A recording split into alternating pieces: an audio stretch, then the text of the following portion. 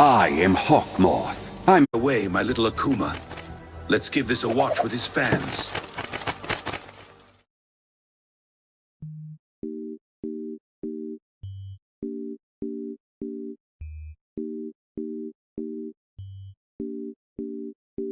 Hello everyone and welcome back to a critical retrospective. This is my first Miraculous Ladybug video essay in over 2 months. Sorry to keep you waiting for so long, I've missed talking about this show. And no matter how bad it gets, I just won't stop talking about it because it's so much fun. So many inconsistencies, plot holes, and frankly baffling story decisions that just leave you wondering what the heck happened in the writer's room. And there is no character who perfectly exemplifies all of these flaws more than the show's main villain, Gabriel Agreste. The guy is a confusing mess of disparate tones and personalities. I mean, could you imagine Season 1 Gabriel acting even remotely like Season 5 Gabriel? What even is this? What am I watching right now? Anyway, the point is, I'd like to go quite into depth about why Gabriel is such a terrible antagonist, and whether or not there really is a villain worth saving underneath all of this mediocre writing. And there are some good aspects to his character, mostly in Seasons 2 and 4. So without further ado, let's get started.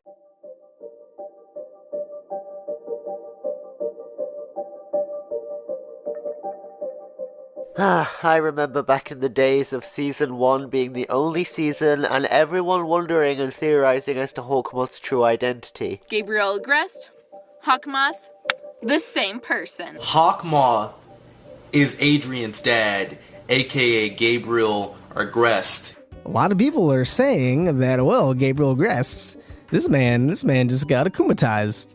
How is he Hawkmoth? Mr. Agreste is not Hawkmoth. Mr. Agreste is not Hawkmoth. Hawkmoth is not Mr. Agreste. Oh my god, I can't even speak because, guys, I was wrong. We were all wrong. I'm getting so much nostalgia for those days. I used to watch so many theory channels about the show back when there was only one season and everyone wanted to know when Season 2 was coming out and what the Collector and Style Queen were going to get up to. Cards on the table here. The Season 1 section of this video is going to be less of an analysis and more of a nostalgia trip for me. And that's because there's very little to talk about in terms of Gabriel's character in Season 1. We didn't even know he and Hawkmoth were the same person until Season 2. Hawkmoth and Gabriel Agreste are separate characters in Season 1 as far as I'm concerned, and they're both very simple without each other to complement one another. Gabriel's just a maniacal supervillain bent on ruling the world. I mean, he keeps saying that this season. It doesn't really feel like they knew what they wanted his backstory to be, so gave him a generic supervillain motivation. However, you can't deny the mystique of Hawkmoth was at its absolute peak in Season 1, I say. We had absolutely no idea who he was or why he wanted Ladybug and Cat Noir's Miraculouses. However, I would have preferred if they tried to make it less obvious who he was. All of the clues and signs were leading to Gabriel Agreste. I mean, seriously, this is all it took. Let us engage in the art of deduction. Hawkmoth has a picture of Gabriel's wife in the moth brooch. Both he and Gabriel have rings on their left hands. Their appearances and voices are exactly the same. Gabriel was acting really fishy in the episode Simon Says, trying to take Ladybug's Miraculous and all. I mean, at least they tried, right? But I just can't help but think this. The bad guy is a secret bad guy. It's not a very good secret. Well, at least the writers aren't trying to subvert our expectations or anything, because that never ends well for anybody. So I can respect the writers for this. Besides, 2 years of building up Hawkmoth and Gabriel as separate entities meant we could appreciate each one's similarities and differences without connecting the two. Gabriel being a minor character, I'd say, is way better than him being a really terribly written main character. But before we trudge into those dark waters, let's look at the peak of his character, shall we? Running your business can feel like a jungle, overwhelming and scary, but you just need the... Before we trudge into those dark waters, let's look at the peak of his character, shall we?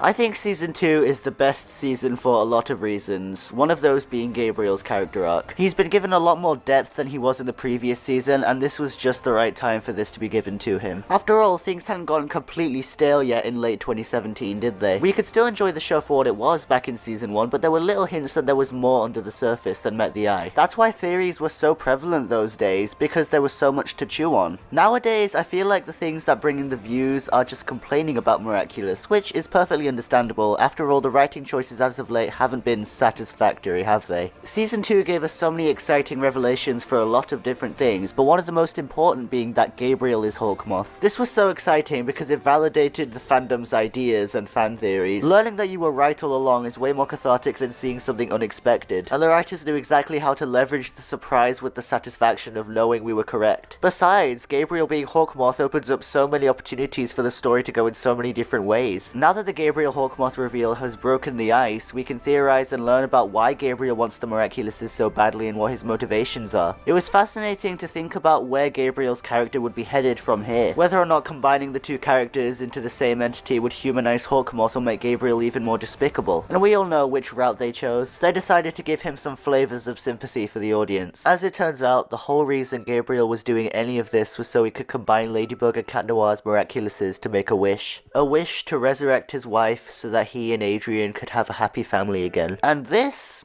is a heartbreaking backstory. Gabriel is someone so tortured by the loss of someone so important to him that he was willing to do anything to make things better. Look at this scene at the start of Queen Wasp, when he thinks all hope is lost and he gives up being Hawkmoth. He just sits down, holding back so much emotion, so many years of grief that he never tended to, feeling completely hopeless and downtrodden, wondering, where do I go from here? It's a really small scene, but it's so meaningful, and I'd go as far as to say it's one of the best scenes in the whole show. Seeing somebody who's caused so much harm on the regular, acting like a completely dastardly supervillain on the regular, to see the mask literally and figuratively fall off as we see Gabriel for the tortured man inside that he really is quite powerful. He's finally becoming a character worthy of being the main villain, giving himself more than just one dimension to his character.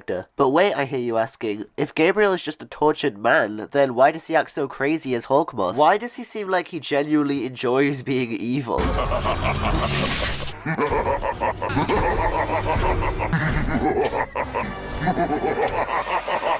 Well, if I'm being perfectly honest, that is a good point.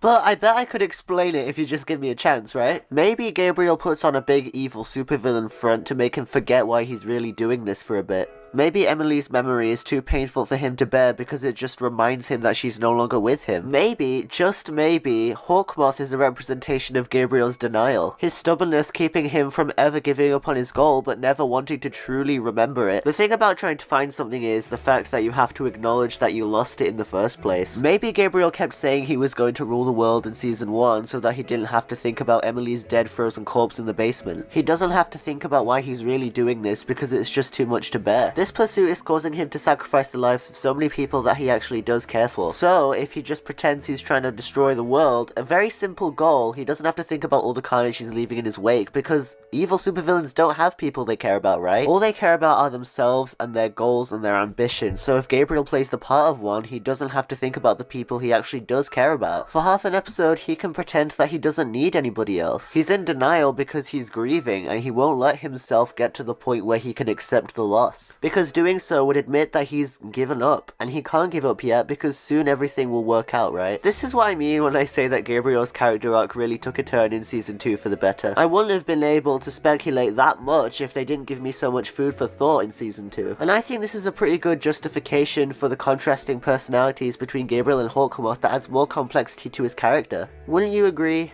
Hold it!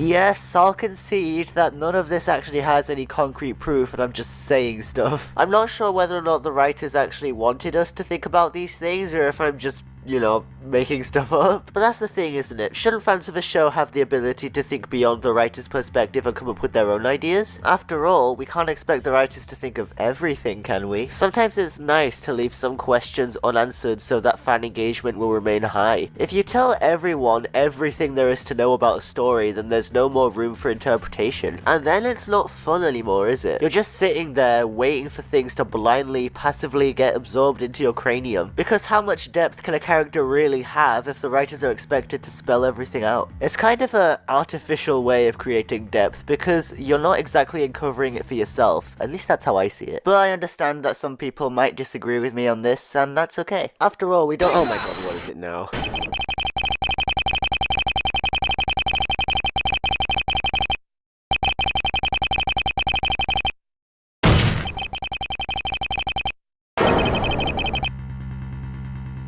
You know, I was just getting to that if you didn't interrupt me. The episode Gorizilla is a very key episode when examining Gabriel's character and the humanity that he possesses. In this episode, Adrian runs away because he wants to see a movie that his mother took part in. Gabriel akumatizes his bodyguard into Gorizilla so he can find Adrian and bring him home. This already hints to the fact that Gabriel genuinely cares about his son and his safety. He didn't use this akumatized villain to find and take Lynchbook and Cat Noir's Miraculouses, but to find Adrian and bring him home. And then we get to the very famous scene in this episode that everybody talked about back when it came out. Adrian starts falling from a building and Gabriel freaks out. We can genuinely see that Hawkmoth is actually very worried about his son's safety and wants him to return. This might have been the first indicator, as far as I can remember, that Gabriel genuinely cares about his son. It's really heartbreaking to see him get so frantic and obsessed over his son's safety like this, considering the fact that he endangers so many people on the regular. This was before we realized exactly why Hawkmoth was Hawkmoth and why he was doing the things he was doing, but it was a nice hint in the right direction. And now that all the pieces have slotted into place, we finally get a villain worth caring about. He's no longer a cartoonishly evil supervillain. He's actually a human being with emotions and trials. And now he's been shown to genuinely care about his family, which wasn't obvious before Gorizilla. You know, I've heard some fan speculation that Season 2 was written by a different person and then Astruc swooped in during Season 3 to make all these dumb changes. I haven't actually checked this, but I wouldn't be surprised at all if that was the truth, and it would explain things like Chloe's failed redemption arc and why Gabriel went from this to this in one season. But the horrible portrayal of Season 3 Gabriel is something we'll get to in a bit.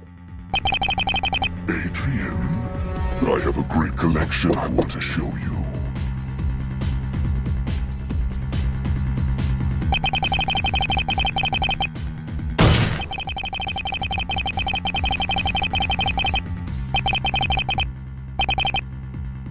That is true. I cannot explain why Gabriel went out of his way to attack Adrian as the Collector in episode 1 of season 2. I guess I was giving the writers way too much credit, as no matter how high they fly, they will always fall just as far. Come on guys, I was rooting for you, I was defending your writing decisions, and then you just had to make something inconsistent. And speaking of inconsistent, I think it's time we talk about Gabriel in season 3, because this is where the problems really started to show themselves.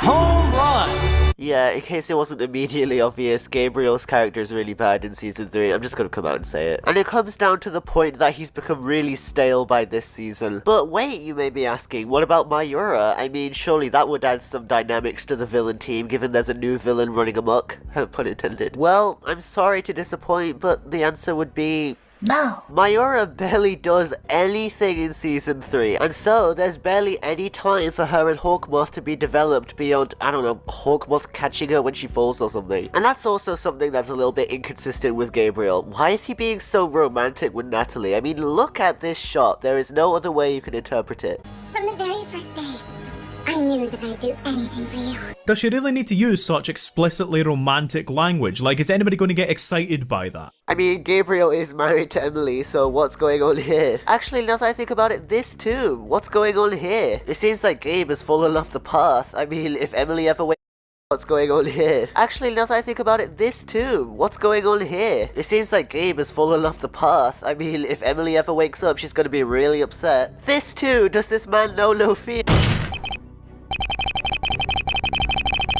Okay, I get it. You know, you're getting really annoying and I'm sure I'm not the only one who feels that way, so you better promise to shut up from now on.